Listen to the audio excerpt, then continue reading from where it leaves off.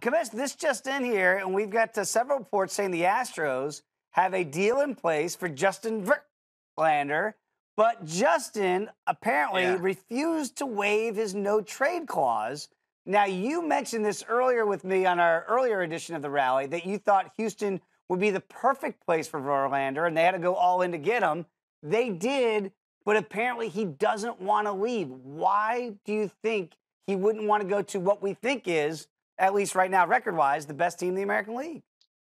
Well, I can't give you an exact reason. I'm going to throw out a few reasons why I think. First of all, it's not a pitcher's ballpark. Okay. So, the homers there in the Crawford boxes.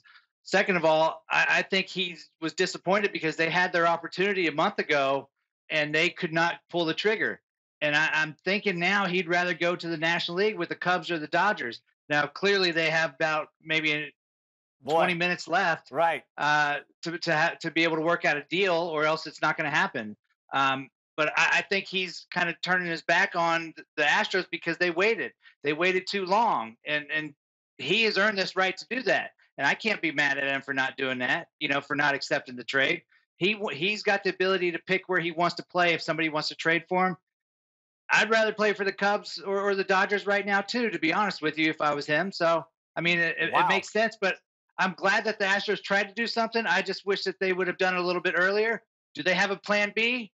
I don't know. They got 20 minutes to try to go out and get Lance Lynn or somebody else, another starting pitcher, but I doubt it's going to happen. Well, like they said in one of our favorite movies, we're running out of time here, Chavez. That's what's happening here. Young guns are not getting any younger.